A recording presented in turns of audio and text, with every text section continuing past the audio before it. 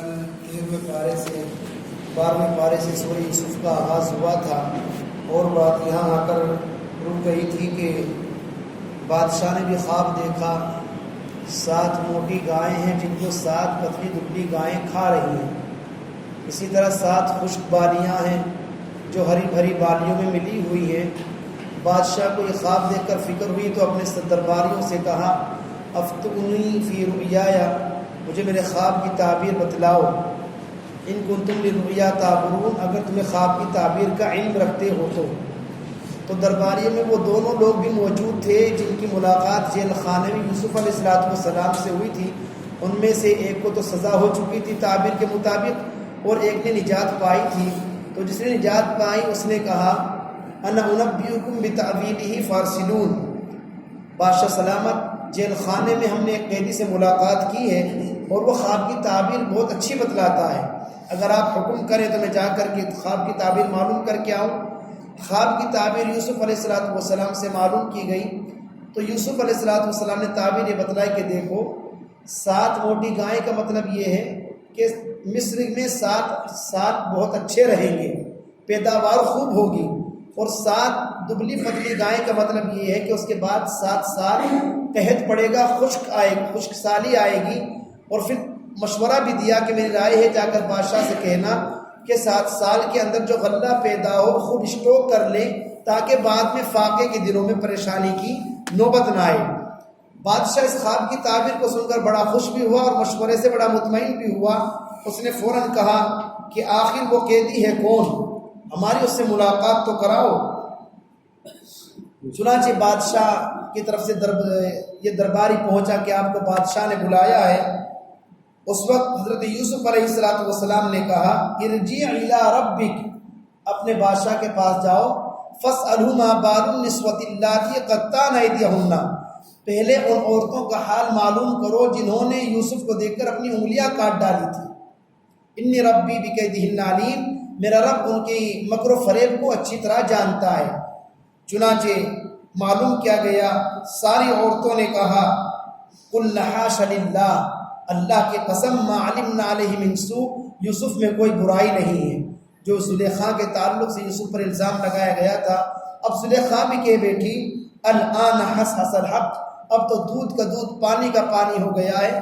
کہنے لگی، انا راودتہ عن نفسی، قصور میرا تھا، میں نے ہی یوسف کو گناہ کی طرف دعوت دی تھی۔ انہ لمن الصادقین، یوسف سچے ہیں، میں جھوٹی ہوں۔ اس طرح اللہ نے حضرت یوسف علیہ السلام کو بری کیا، لیکن یوسف علیہ السلام کا ظرف دیکھیے، فرمایا، وما ابرئ نفسی، میں یہ نہیں کہتا کہ میرے نفس نے گناہ نہیں کیا، نفس کا معاملہ تو یہی ہے، لامارۃ بالسوء، وہ تو ہمیشہ برائی کا ہی حکم کرتا ہے، الا ما رحم ربی، جس کو میرا رب بچا دے، جس پر میرا رب رحم فرما دے، پھر وہ گناہ نہیں کر سکتا ہے۔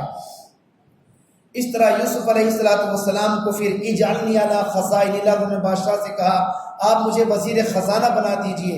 چنانچہ ان کو ملک مصر کا وزیر خزانہ بنا دیا گیا، اور اس کے بعد مصر کے اندر خوب ترقی ہوئی۔ خواب کی تعبیر کے مطابق قحط آیا، وہ قحط ان کے گاؤں، یوسف علیہ السلام کو جو گاؤں تھا کنعان، وہاں پر بھی قحط پڑا۔ یعقوب علیہ السلام کو پتہ چلا کہ مصر میں کوئی وزیر خزانہ بنا ہے، ان کو نہیں معلوم میرا بیٹا یوسف جس کو کنویں میں ڈال دیا گیا وہی وزیر خزانہ بنا بیٹھا ہے۔ بیٹوں سے کہا کہ جاؤ، وہ مفت میں غلہ دے رہے ہیں، تم بھی چلے جاؤ اور وہاں جا کر غلہ لاؤ۔ یوسف علیہ السلام کے پاس جب یہ لوگ پہنچے غلہ لینے کے لیے تو یوسف علیہ السلام نے فرمایا، ان کو غلہ دینے سے منع کر دیا۔ انہوں نے جا کر ابا سے کہا، یا ابانا منع منا الکیل فارسل معنا اخانا، کیونکہ جب بھائی غلہ لینے کے لیے گئے تو یوسف علیہ السلام کے جو سگے بھائی تھے بنیامین، ان کو ساتھ لے کر نہیں گئے تھے۔ یعقوب علیہ السلام نے اس لیے نہیں بھیجا تھا کہ تم نے میرے لخت جگر کو تو مجھ سے دور کر دیا ہے، اب تھوڑی بہت میں اپنی آنکھوں کو ٹھنڈک بنیامین کو دیکھ کر کے پہنچا لیتا ہوں، کہیں تم اس کو بھی نقصان نہ پہنچا دو۔ انہوں نے جا کر کے بھائی کا بھی غلہ مانگا، ہمارے ایک بھائی بنیامین ہے، اس کا بھی غلہ دے دو۔ یوسف نے کہا جو نہیں آیا ہے اس کا غلہ نہیں ملے گا۔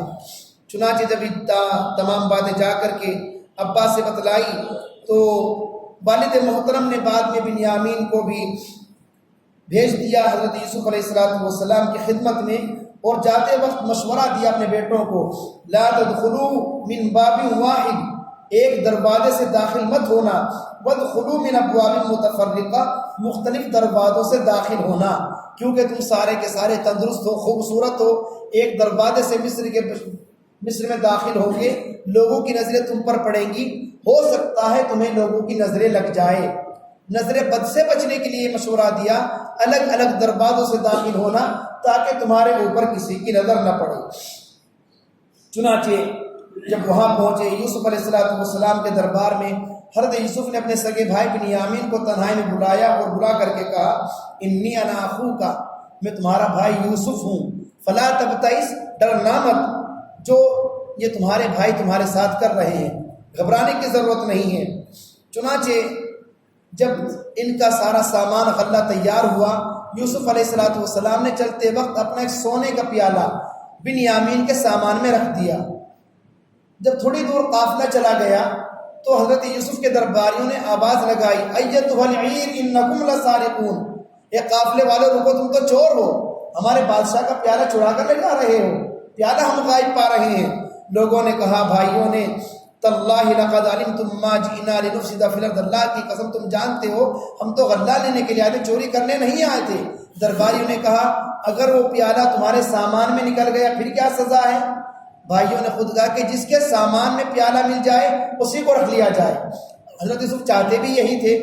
چنانچہ جب سامان کو کھولا گیا، سب سے بعد میں بنیامین کا سامان کھولا۔ اگر شروع میں ہی اس سامان کو کھول لیتے بھائیوں کو شک ہو جاتا کہ شاید جان بوجھ کر انہوں نے اس میں یہ غلہ میں یہ پیالہ رکھا ہے۔ چنانچہ سب سے لاسٹ میں بنیامین کا سامان کھولا گیا تو پیالہ اسی میں نکلا اور انہی کے مطابق بنیامین کو وہیں پر رکھ لیا گیا۔ یوسف علیہ السلام نے بنیامین کو اپنے پاس رکھا۔ بھائی ابا کے پاس پہنچے، جا کر کے کہا کہ دیکھو ابا جان، بھائی نے چوری کی تھی اور اس کو چوری کے جرم میں وزیر خزانہ نے اپنے پاس رکھ لیا ہے۔ اس کو سن کر باپ کو اور زیادہ صدمہ پہنچا یعقوب علیہ السلام کو۔ پہلے یوسف کی جدائی کی، اب بنیامین کی جدائی کی، لیکن یہ سب کا سب معاملہ اللہ کی طرف سے ہو رہا ہے۔ اللہ بعد میں یعقوب علیہ السلام کو عظیم خوشخبری سنانے والا ہے۔ چنانچہ یعقوب علیہ السلام نے یہی کہا انما اشکو بثی وحزنی الی اللہ، میں تو اپنی تکالیف، اپنی پریشانیوں کا شکایت اللہ سے کرتا ہوں، اللہ ہی میری تمام پریشانیوں کا ازالہ کرنے والا ہے۔ اور بیٹوں سے کہا اذهبوا فتحسسوا من یوسف واخیہ ولا تیأسوا من روح اللہ، جاؤ یوسف کو تلاش کرو، اللہ کی رحمت سے نا امید ہونے کی ضرورت نہیں ہے۔ چنانچہ یہ پہنچے اور پہنچنے کے بعد یوسف علیہ السلام نے ان بھائیوں کو اپنا کرتا اتار کر کے دیا اور فرمایا القوہ علی وجہ ابیات بصیرا، روتے روتے یعقوب علیہ السلام کی آنکھوں کی بینائی چلی گئی تھی۔ تو یوسف علیہ السلام نے کہا میرا یہ کرتا لے جا کر میرے ابا کے آنکھوں پر ڈال دینا، ان کی بینائی واپس آ جائے گی۔ چنانچہ ایسا ہی ہوا، ان کی بینائی واپس آئی۔ ابھی کرتا وہاں تک پہنچا بھی نہیں تھا، یوسف علیہ السلام کے والد یعقوب علیہ السلام کہنے لگے لأجد ریح یوسف، مجھے تو یوسف کی خوشبو آ رہی ہے۔ لوگوں نے کہا ابا، بیٹوں نے کہا آپ کیوں پریشان ہو رہے ہیں؟ آپ ہر وقت یوسف یوسف یوسف تو وہ ہم نے کنویں میں ڈال دیا ہے، اس کی خوشبو کہاں سے آ سکتی ہے؟ لیکن بہرحال یہ اللہ کی طرف سے نظام چل رہا تھا۔ کرتا پہنچا، ان کی آنکھوں پر ڈالا گیا اور ان کی بینائی واپس آ گئی۔ اس کے بعد خواب کی تعبیر پوری ہوتی ہے، سارے بھائی آئے اور حضرت یوسف علیہ السلام نے خود بتلا دیا میں تمہارا بھائی یوسف ہوں۔ چنانچہ پھر اپنے والدین کو بلایا، بھائیوں کو بلایا، اور پھر وہی ہوا جو انہوں نے دیکھا تھا کہ 7 ستارے، سورج اور چاند مجھے سجدہ کر رہے ہیں۔ چنانچہ وَخَرُّوا لَهُ سُجَّدًا، وہ دن آیا تمام بھائیوں نے یوسف علیہ السلام کو جا کر سجدہ کیا، جا کر کے ان کے پیروں میں گر گئے اور کہا حضرت یوسف نے ھذا تأویل رؤیایا من قبل، یہ ہے اس خواب کی تعبیر جس کو میں نے دیکھا تھا۔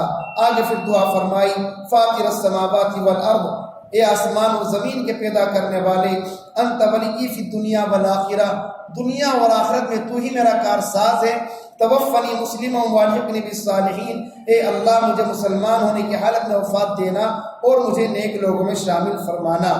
اس طرح یوسف علیہ السلام کا قصہ پورا ہوا۔ اس کے بعد سورہ رعد کا آغاز ہے، اس میں بھی اللہ نے مختلف انبیاء کرام علیہ السلام کا اور اپنی قدرت کاملہ کا تذکرہ کیا۔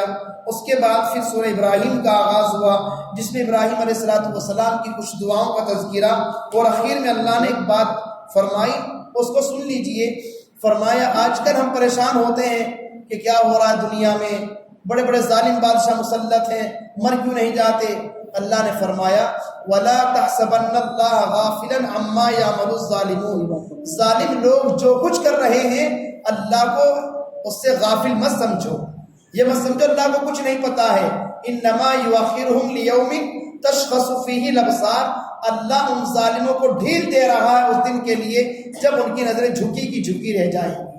ایک دن وہ آئے گا، مظلوم کامیاب ہوں گے اور ظالم اپنے ظلموں کی سزا بھگتیں گے۔ پھر 14واں پارہ سورہ حجر شروع ہوتا ہے، اس کی خلاصہ انشاءاللہ کل پیش کیا جائے گا۔ اس تقاضا ہے کہ جگہ قرآن مجید مکمل ہوا دعا کرانی ہے، انشاءاللہ باقی تفسیر کل آپ کے سامنے آئے گی۔ اللہ تبارک و تعالی ہم سبھی کو قرآن مجید کو سمجھ کر پڑھنے کی توفیق نصیب فرمائے۔ آمین، وآخر دعوانا الحمدللہ رب العالمین۔